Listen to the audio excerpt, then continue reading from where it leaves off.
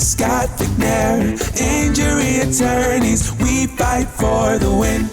All right, good afternoon, everybody. This is David Vignier. Thank you for joining us on the Overrule podcast, brought to you by the Scott Vignier Law Firm.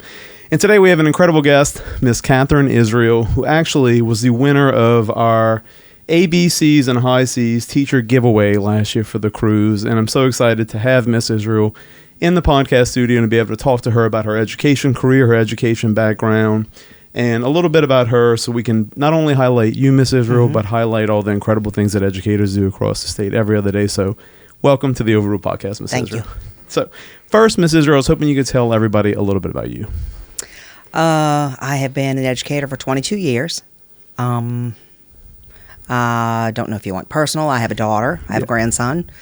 And that's really... I have a cat. Nothing more exciting than that. How did you get into education?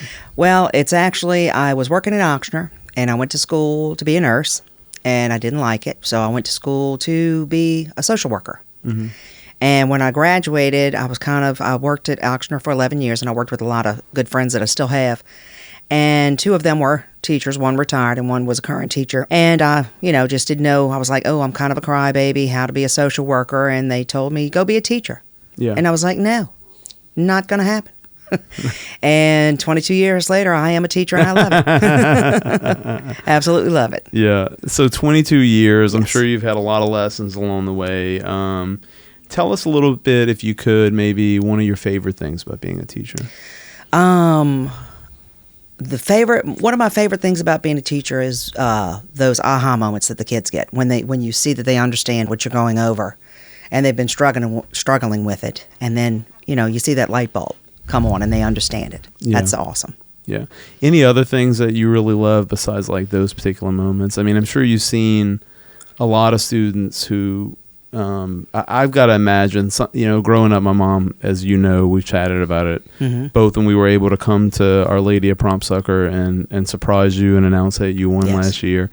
And also just before the show, you and me chatting, my mom taught for 33 years. And I thought one of the neatest things is when we'd be at like Walmart or anywhere, and when I was a kid with mom, there'd be a student who stopped her and said, Ms. Vignier. Yes. And so I wonder what it's like to see the students down the line that you were able to help educate really succeed professionally and in life, like what that feels like, and if that's one of also your favorite things. Oh, yeah. It's awesome to see them outside of work. One of my friends who's a teacher, went to a neurology appointment, and the neurologist was one of our past students. Oh, so wow. It's very cool to see. Yeah.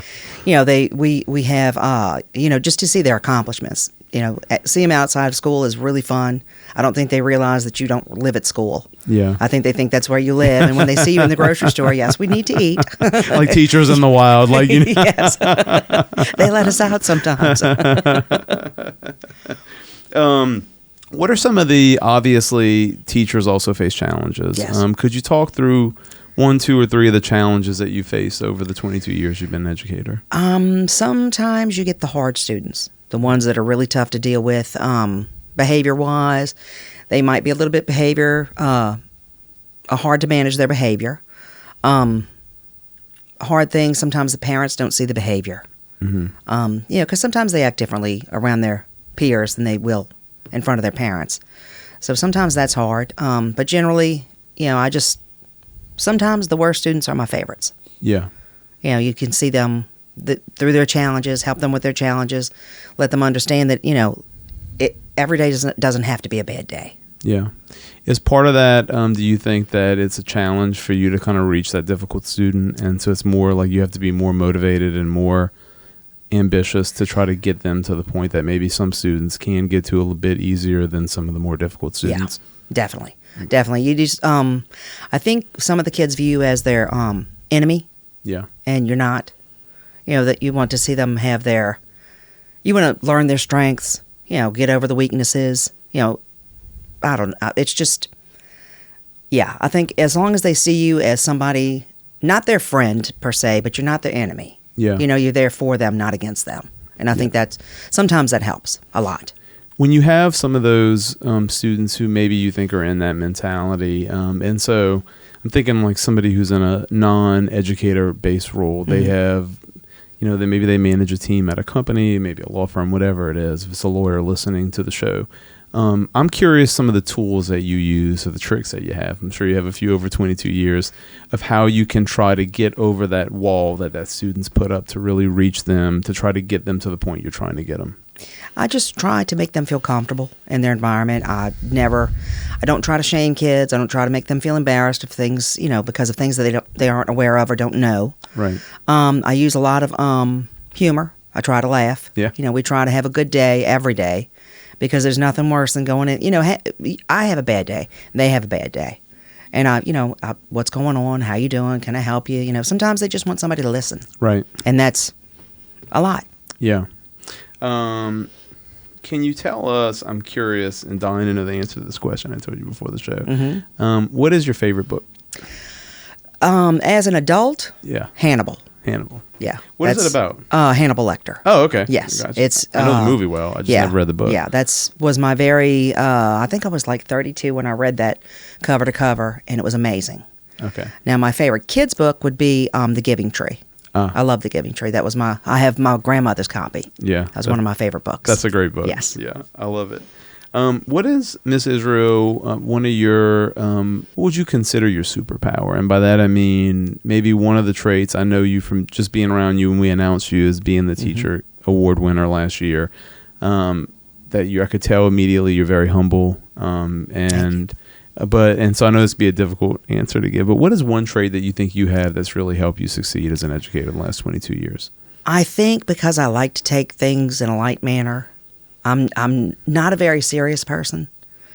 So I think my superpower might be de-escalating situations. Mm-hmm. I'm hoping that's a good superpower because I think it is. Sometimes you can behaviors, emotions can run high. And one of my strengths with parents and children alike is to, try to de-escalate it, bring it down, get everybody calm. Let's handle this in a mature fashion.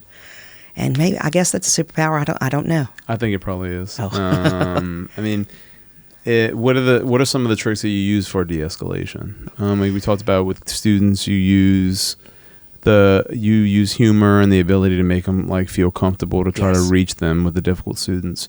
But what are some of the things that you're trying to do in a situation which is acrimonious to immediately try and de-escalate it? Usually taking the child out of the situation. Whether it be out of the classroom or off the playground, just, take them away, give them a moment, let them calm down. Because we all can get a little overzealous or whatever you want, whatever term you want to use. And sometimes just, taking them out of the situation and giving them a moment to calm down. Not screaming, yelling, hollering, because that just makes it worse. 100%. Yeah. What about with the parents when they're a bit charged? What are some of the tools you use with the adults to try to get them to calm down and de-escalate?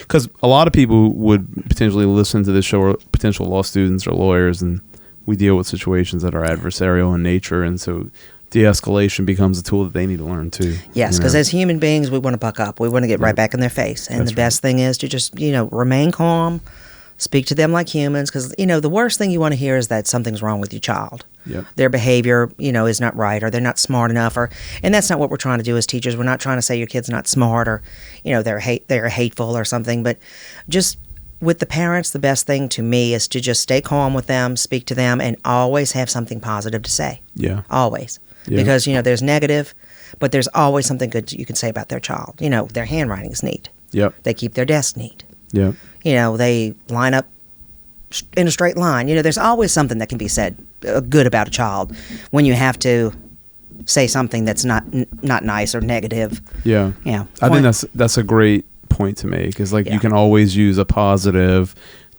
as an introductory phrase into providing some commentary or feedback or something maybe the other side doesn't want to hear and would maybe buck up to. Yes. Sometimes I like to think about it from the standpoint of how do we, let's say a parent will come to you and they have a very acrimonious situation and they're very aggressive verbally in how they're addressing the situation.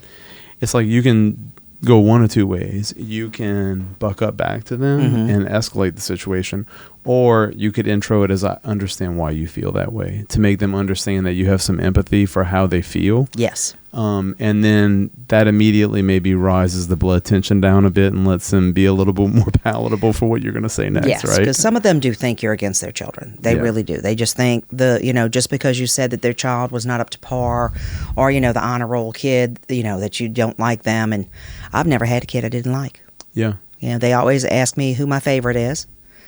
And I don't have a favorite. Usually the ones who don't act right are the ones I get along with, because I think they can see me as a human being and tolerant of their behavior, not accepting of it, but tolerant of it. Right. And I think that there's a lot of lessons in life to be learned from your approach to how you deal with the parents and the kids in those situations. Yes. Because everybody, in one way or another, no matter what they do professionally, is going to be in situations that are acrimonious. Like, how do you handle the situation and not let it blow out of proportion? So great stuff. We have you won the cruise as the High Season ABCs by Scott Vignier Law Firm teacher giveaway. We had a lot of applicants. I think we had 87 applicants last year, and you were selected as the winner. And it was pretty unanimous. The application written nominating you was incredible. The things that they said about you. What was it like winning? Oh, it was amazing. When Ashley came and got me, I thought there was a meeting I had forgotten about. I was like, Ashley, what is this about? And then y'all were there.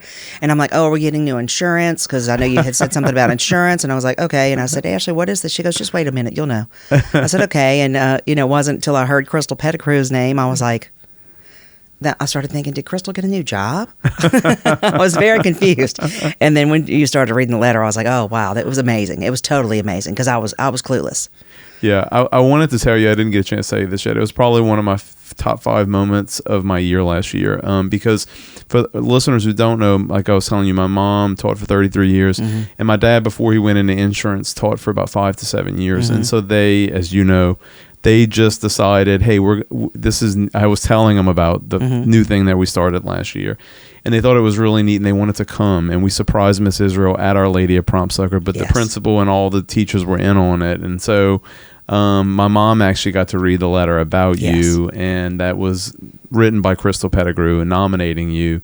And so I just thought it was really neat that my mom, who had taught for 33 years, was she really related to this thing we were doing to highlight educators because of what she went through as a teacher for 33 years, the success and the challenges. And so it was just really neat for me to experience that and see that whole... it was amazing. Yeah. Thank you so much. It was very, very awesome. Yeah, well, honestly, I should thank you, because like the feeling that we get to do this is pretty neat. And to highlight somebody like you, because it's like really... a lot of times, having so many educators in my family, I don't feel like there's enough emphasis on really highlighting the struggles that y'all deal with and the challenges as an educator, even though y'all are one of the most important pillars of society. What are you looking forward to on the cruise? Some peace and quiet. I'm taking my best friend in the whole wide world, my friend Tracy. She and I have been friends since our sophomore years in high school. And she's excited. We were just talking about it yesterday, about That's how awesome. we're just looking forward to just looking forward to some peace and quiet, some downtime. She and I are the same. We don't have anything. We're not going to be in a hurry.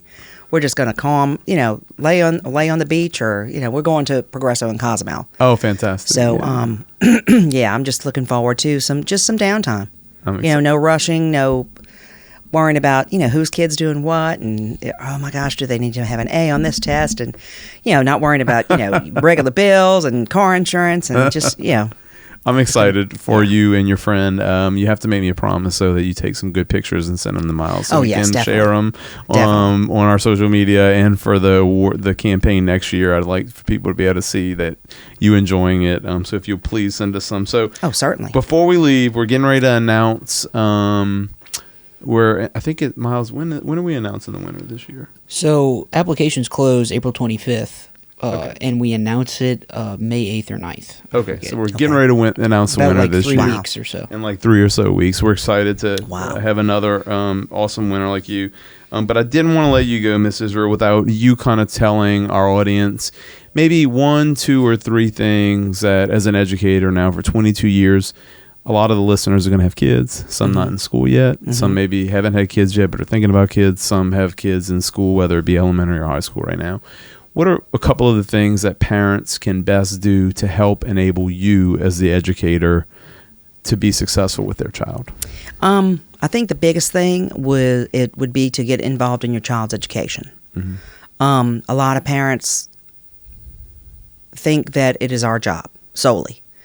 And it's difficult in that I'm teaching 4th grade this year, math, and they don't know their multiplication facts. Well, that's something that we can't do solely on our own, so I ask the parents to help. But before you send your children to school, let them know their colors, let them know their numbers, things like that. Give them a head start so school is not hard on them. Yeah. Because I did my very first year teaching, I taught kindergarten. Yeah. And it's amazing to see the different level these kids are on. Some of them don't know what orange is. Some of them do. Yeah. And the ones that know their colors and their numbers have a easier start. But I think the biggest thing would be involved in your kids' education because, if they have a test, you can help them study. If they, have a little bit of homework, help them with their homework. Just know what they're doing in school. Yeah. Math is one of the hard points because a lot of parents, when they have all this new math, it's hard, and I understand that. Yeah. It's changed. Math is not 1 + 1 is 2 anymore. So just be involved. Understand what's going on in your kid's life. Understand who their friends are. Just a lot of times we, let the TV or the telephone or whatever be their babysitter, and it's hard because I know parents have to work. Yeah. Now it's the iPad. Yeah, lots of times both parents have to work, and if you're lucky enough to have both parents in the household, but just know what they're doing, be aware of what they're doing. It's important. It's important to be involved. It's very interesting that you said that because I didn't tell you this, but over the years, just listen to my mom a lot over a lot of different things. We talked. She called me earlier this morning. We were going through. She got legal questions on certain things, and it's like funny to answer them sometimes based on what she's watching in the news or whatever it is. But nonetheless, the one thing I remember being a constant thing that she would say as the number one challenge with her students, she taught special education in 2nd grade for 30 in public school in Thibodeau at Thibodeau Elementary for 33 years, was the parents not being involved. Yeah.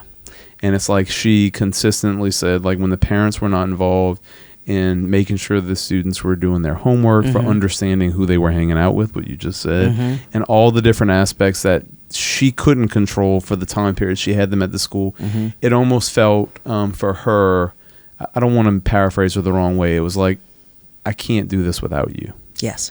Yes, and it's true. It's definitely true that the parents don't realize we're a team. Yep. We're a team together. We're not there to, judge by any means. I have a child. Was I the best mom in the world? No, but we try. We try to do the best we can to raise our children and to help raise other people's kids. And it's a tough job. It's really sometimes you don't agree. And that's okay. It's okay to agree to disagree, and hopefully that's what the parents get. We're not here to attack you. We're not here to judge you. We are here solely for your kids. Right. For their well-being. Also, one of the only jobs, because a lot of teachers don't view it as a job, even though it is a job, but only one of the only jobs that there's so much time I witnessed my mom over the years give that she didn't get paid for. Yeah. Like after school things and all those things. And it wasn't like I'm asking to get paid for it or I'm asking to get reimbursed for these supplies I didn't get reimbursed for. You just do it. You just do. You just go get, we have, the counselor has stuff in her office. Like one kid, it was cold outside. He left his jacket at home. She got him a jacket. It's just, I'm excited to go back to work tomorrow. Yeah. I look forward to going to see my kids. That's incredible. And as I feel like they are my kids. Yeah. Well, they are in a certain way that you're impacting them for the rest of their lives. Yeah. So I hope you have a great finish to this semester. Yes, thank you. And then you can go away from them for a while on this cruise. So yes, go on my cruise and celebrate 5 days apiece. You will have earned it. Thank you. Anything else you want to tell our listeners about teachers? No, I appreciate y'all very much. Absolutely. You and your mom are dynamite. Y'all are awesome. That's very sweet of you to say that. And I'm glad you do that. You're doing this again. Yeah. For some other deserving teacher. It's going to be something we're going to do every year. Oh, that's amazing. So That's awesome. every spring we're going to give it away. It's a cruise. We're going to. And I will talk it up. I will definitely. I really appreciate that. And one of the things we want to highlight about it is this year we're going to do a little bit of a better job now that we're in our second year doing it. Mm-hmm. Besides just the winner, getting permission from some of the really good people who ended up not winning, and really highlighting them and promoting them on social media as far as like the school they're at, what the nominating person said about them, and really kind of do that over a 2 to 3 month period on social media to make.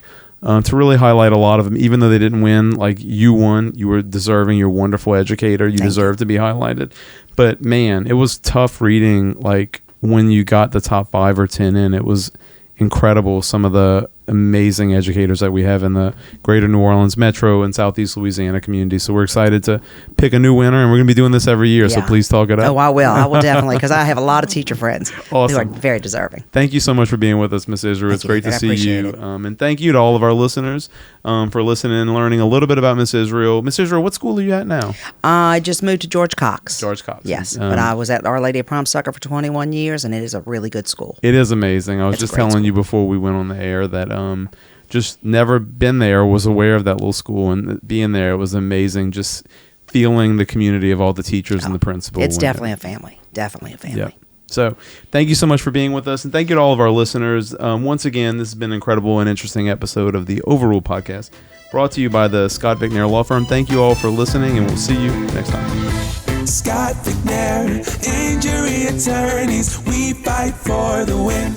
Information is for illustrative purposes only and does not constitute tax, investment, or legal advice. Always consult with a qualified investment, legal, or tax professional before taking any action.